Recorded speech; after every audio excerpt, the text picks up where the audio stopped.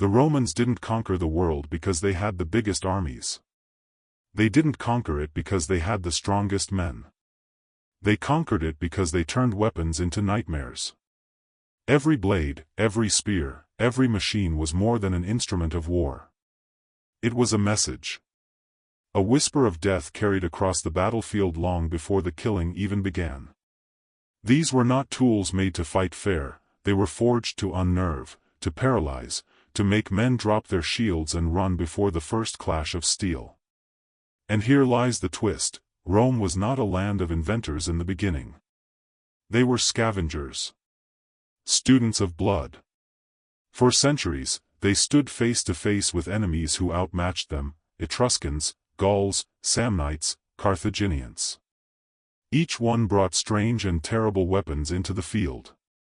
And Rome, instead of being broken by them, learned. They took those weapons, studied them, reshaped them, and sent them back into the world sharper, deadlier, perfected. Rome's terror was never just in what they built, but in what they stole and refined. Picture this: a warrior from Iberia, proud of his short sword, swinging it in brutal duels. He dies, but his weapon lives on, reborn in Roman hands as the Gladius, a blade that would carve an empire. Or imagine a Carthaginian soldier hefting a heavy javelin, only to watch his own shield split in half when Rome re-engineered the design into the Pilum, a spear that bent on impact, leaving enemy defenses worthless. Rome had no shame in this theft. For them, survival demanded it. And conquest rewarded it. That was the real genius of Roman warcraft. Not simply to kill, but to transform killing into an art of fear. Think of the moment before battle. A legion arrayed on the horizon. The sun flashes off thousands of helmets, shields, and blades. And in front of them, siege engines groan, bolts and stones loaded, waiting to tear through flesh and bone with mechanical precision. From afar, the Scorpio launches bolts so swift they arrive before the sound of their release. The ballistae hurl spears the size of small trees, skewering ranks in one motion. And the onager, a monstrous sling of wood and iron, smashes fortifications with stones that land like thunder. For the man standing opposite Rome, battle was lost before it began. The field was no longer soil, it was a stage where death itself had rehearsed every move. This is what set the Romans apart.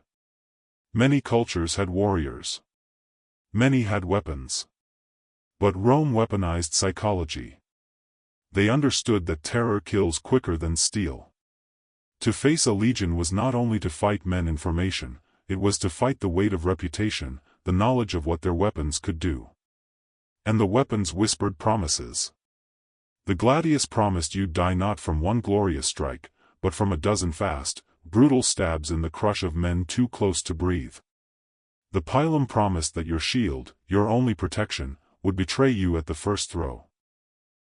The siege engines promised that no wall, no city, no refuge would stand for long. Even the smallest inventions, cruel traps like caltrops scattered on the ground, promised to rob armies of their cavalry, to cripple horses and soldiers alike. Rome thrived on these promises. Every war they fought was a stage to prove them true. By the time the legions marched east into Greece, west into Gaul, and south into Africa, the world already trembled. Not at the sight of soldiers, but at the arsenal they carried. And yet, the darkest truth is this: the Romans did not create these nightmares in isolation. The nightmares came from you, from your ancestors, from the weapons your people once wielded in defiance.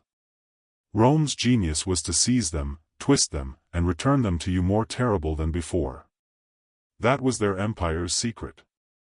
That was the foundation of conquest. Rome didn't invent fear. They perfected it. Long before Rome became an empire, it was a fragile settlement clinging to survival. Forget the marble columns, the grand arenas, the triumphal processions. In the beginning, Rome was nothing more than a cluster of huts perched on the banks of the Tiber, surrounded by rivals that wanted nothing more than to see it crushed into dust. The early Romans lived in a world of predators. To the north, the Etruscans ruled with powerful city-states and armies that dwarfed Rome's. To the east, the Samnites lurked in the hills, hardened warriors who fought like wolves. To the west, raiders from the sea threatened the coasts. And from beyond the Alps came the Gauls, wild and fearsome, charging into battle with raw ferocity. Rome was not born powerful. It was born desperate. That desperation forged something more terrifying than sheer numbers, a culture that learned to survive by watching, stealing, and reshaping the tools of others. Imagine a young Roman soldier facing an Etruscan opponent. The Roman spear snaps, his shield splinters, and he sees, in that flash of terror, the strength of the enemy's weapon. The Romans did not turn away in shame. They picked up the broken pieces, studied them, and forged something stronger. This was the Roman way. To turn humiliation into innovation. Take the Gladius. Its origin lies not in Rome but in the Iberian Peninsula, carried into battle by Celtiberian warriors. Rome met it in war, and recognized its brutal efficiency. Short, double-edged, and perfect for stabbing in the chaos of close combat. Rome copied it, refined it, and armed its legions with it. Soon, the gladius was not just a sword, it was a symbol of conquest. The same story repeats again and again. The pilum, Rome's deadly throwing spear, came from earlier Italic tribes. But Rome improved it, forging a weapon so clever it bent on impact, rendering enemy shields useless. Other armies had javelins. Only Rome turned them into a nightmare. This was how Rome grew. Piece by piece, weapon by weapon, enemy by enemy. Early Rome did not have the luxury of innovation from scratch. What they had was necessity. And necessity drove them to become masters of adaptation. To face the Gauls, they needed stronger steel. To face the Samnites, they needed more flexible formations. To face Carthage, they needed siege engines that could smash through fortified walls. Each enemy left behind a fragment of their strength, and Rome was merciless in absorbing it.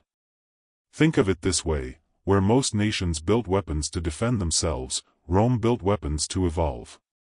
Every loss was a lesson. Every defeat was a blueprint. Every rival was an unwilling teacher. By the time Rome had carved its way through Italy, it was no longer the vulnerable village on the Tiber. It had become a machine, a living, breathing forge of war. Its weapons were not simply tools, they were the echoes of centuries of conflict, sharpened into something new. And it was only the beginning.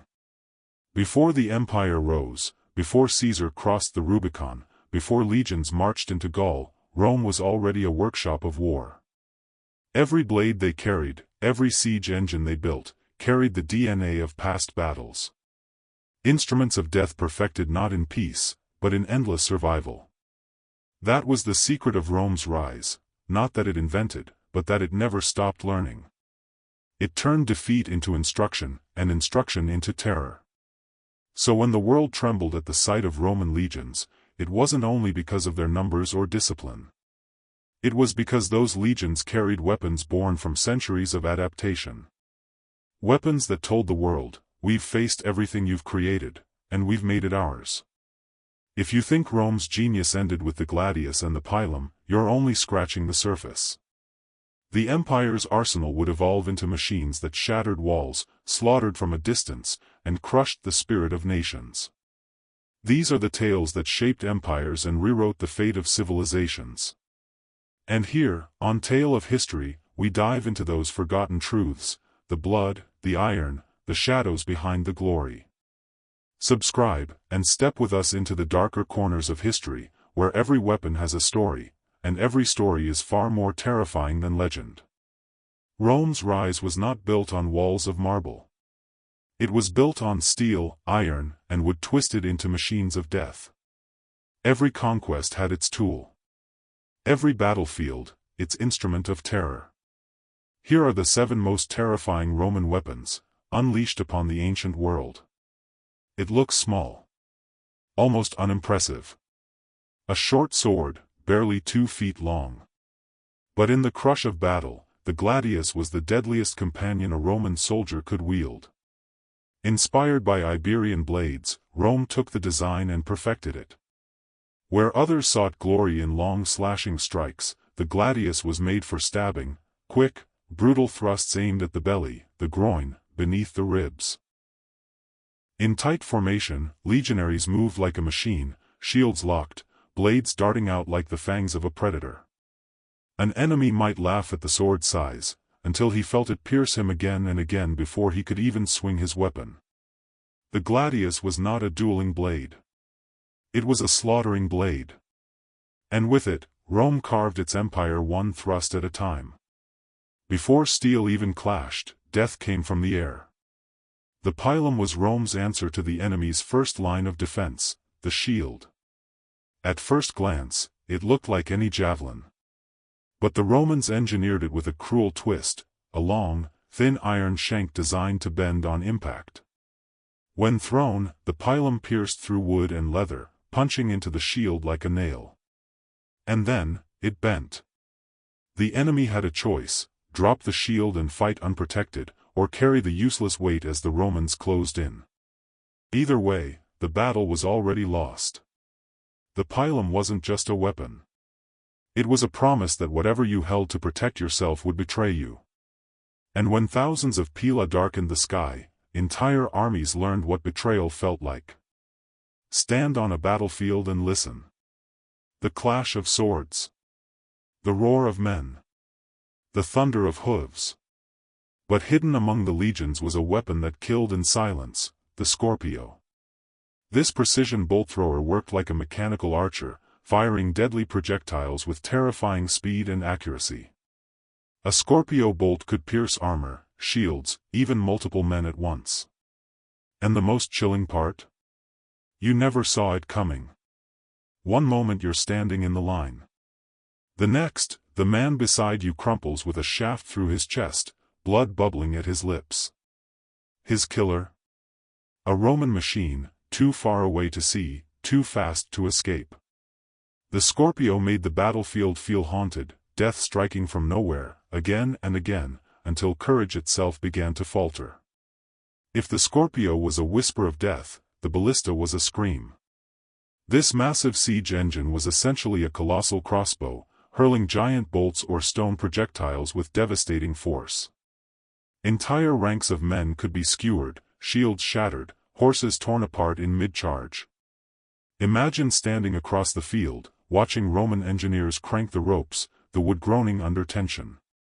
Then, release. The air splits. A bolt the size of a small tree whistles toward you. There is no dodging, no defense. Only carnage. The ballista was not just a weapon. It was a spectacle. A reminder that Rome didn't just fight men, it crushed them with machines. Where the ballista skewered, the onager obliterated. Named after the wild ass that kicked with savage force, the onager was a catapult designed to smash walls, towers, and men alike. With a single violent snap, it hurled massive stones high into the air, raining destruction from afar. For defenders behind city walls, it was a nightmare. One moment you thought you were safe, the next a boulder the size of a man crashed down, splintering wood, shattering stone, and crushing everything beneath it. The onager didn't just break fortifications. It broke morale. No wall felt safe. No refuge felt untouchable. Rome could reach you anywhere. When Rome besieged a city, it didn't come politely. It came with monsters made of wood and iron. The siege tower was a fortress on wheels, taller than the very walls it approached. Inside, Roman soldiers climbed ladders, waiting to pour onto the battlements. To defenders, it was like watching a mountain roll toward them, inevitable, unstoppable. And below, the battering rams swung with relentless rhythm, slamming against gates until wood splintered, iron bent, and the way into the city lay open. Each strike echoed like a drum of doom. Defenders fought desperately from above, but the Romans shielded their rams with heavy coverings, pushing forward no matter the cost. Siege towers and rams didn't just break defenses. They broke the spirit. They told every city, your walls are meaningless. Rome will always find a way in. Not all Roman weapons were grand machines. Some were small, almost invisible, and perhaps the cruelest of all. The caltrip was a simple iron spike, twisted into a shape that always left one point facing upward. Scattered across the ground, it crippled cavalry charges, maimed horses, and left soldiers writhing in agony. But Rome didn't stop at caltrips. They dug pits, laid hidden stakes, and built traps that turned the battlefield itself into an accomplice. An enemy army might advance with courage, only to fall screaming into a field of spikes, their formation shattered before the Romans even arrived. These were not just weapons of war. They were weapons of psychology.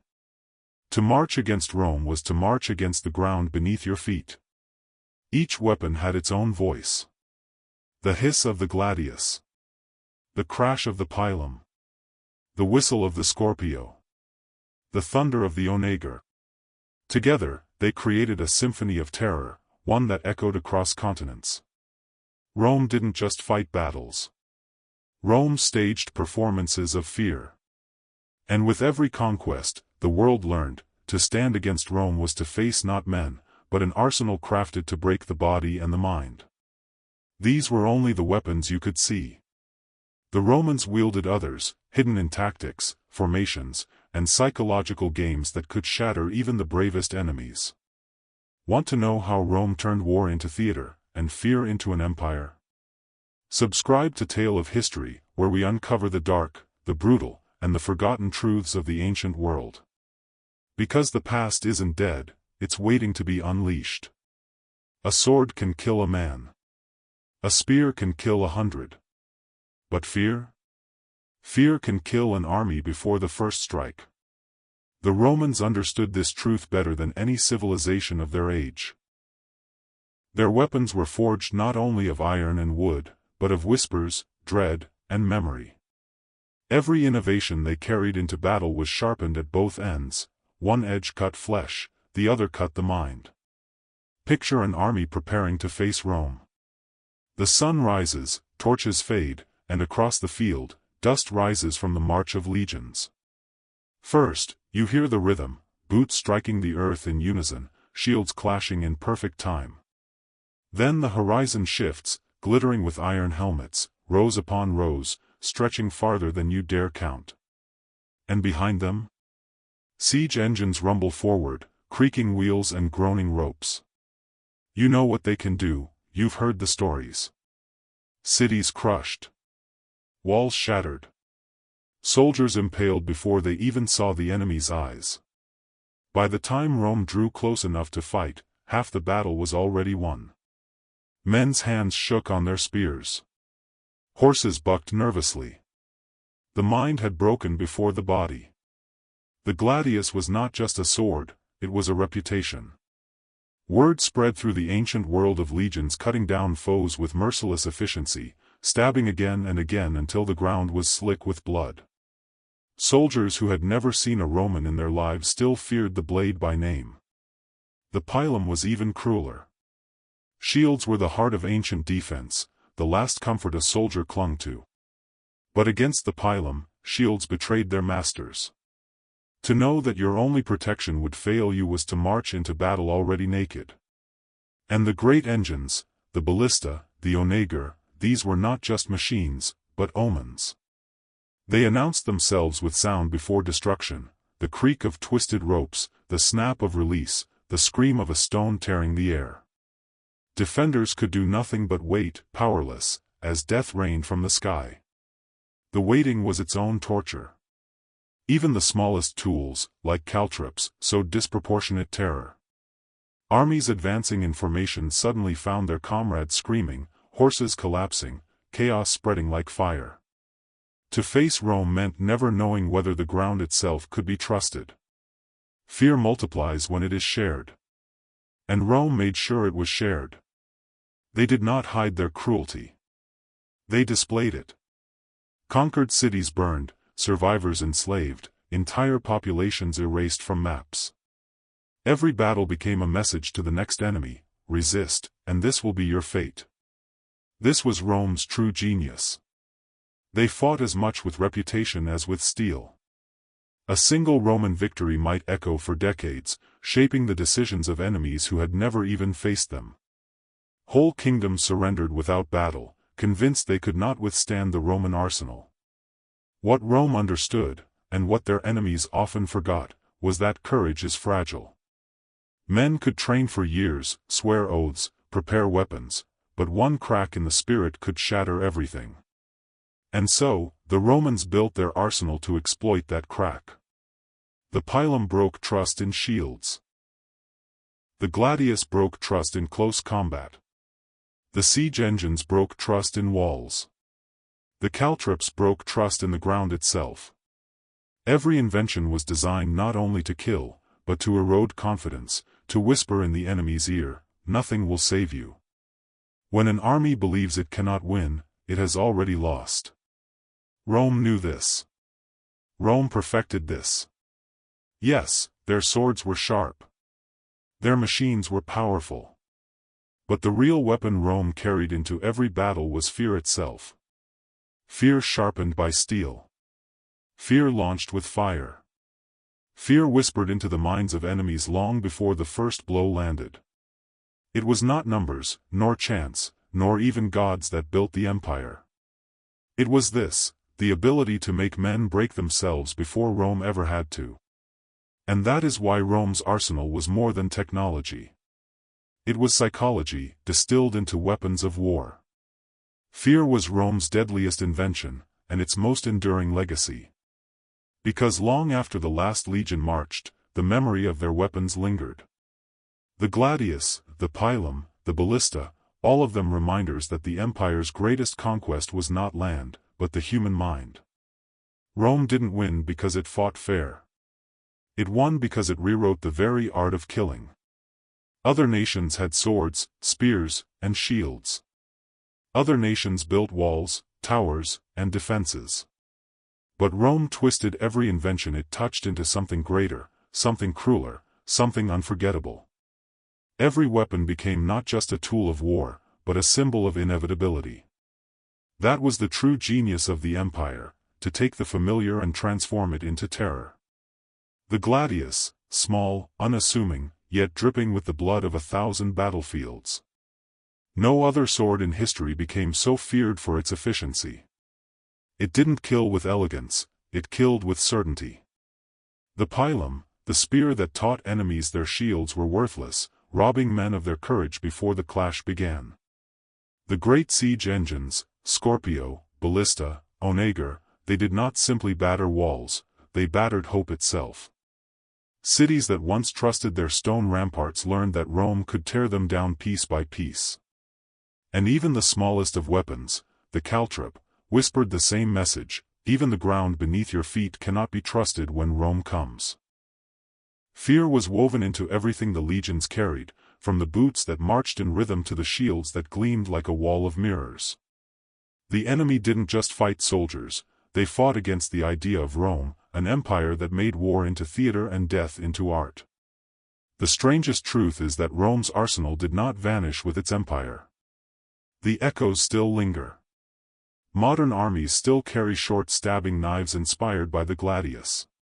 Precision artillery echoes the Scorpio. Catapults gave birth to the mechanics of cannons, ballistics, and long-range destruction. Rome's weapons outlived Rome itself. Because they were never just tools of iron and wood, they were blueprints of fear, replicated across centuries. When we look at history, it is easy to see marble ruins, broken statues, and faded scrolls. But the real shadow of Rome lies in the weapons that still haunt human imagination. Every conquest Rome achieved carried a message for the next. The message was not subtle. Entire cities erased, their people enslaved, their names forgotten. Survivors spread the word: resist Rome, and face not just defeat, but annihilation. That message was carved into the memory of nations. And it worked. Many surrendered without a fight, choosing humiliation over extermination. Rome didn't need to destroy everyone, it only needed to destroy enough to ensure its reputation did the rest. That is why the empire expanded so relentlessly. Not because it had the largest armies. Not because it had the strongest men. But because the world had already lost the battle in their minds. So when we remember Rome, we remember not only an empire of roads, aqueducts, and law, but an empire of fear. The empire that proved a simple truth: weapons do not need to be fair. They only need to be unforgettable. And every Roman weapon, from the smallest spike to the largest engine of war, was a lesson in how to turn survival into spectacle, and spectacle into domination. Rome did not invent fear. It perfected it. And the echoes of that perfection still haunt history today. If this tale of Rome's arsenal has shown you anything, it is that history is not a story of marble and glory, it is a story of blood, terror, and the weapons that shaped civilizations. Here, on Tale of History, we dive into those forgotten truths. The war machines that crushed empires. The psychological tactics that bent nations to their knees. The dark inventions that still influence warfare to this day. Subscribe now, and step with us deeper into the shadows of the past. Because the weapons may be silent, but their echoes are not. And the next tale we uncover may change the way you see history forever.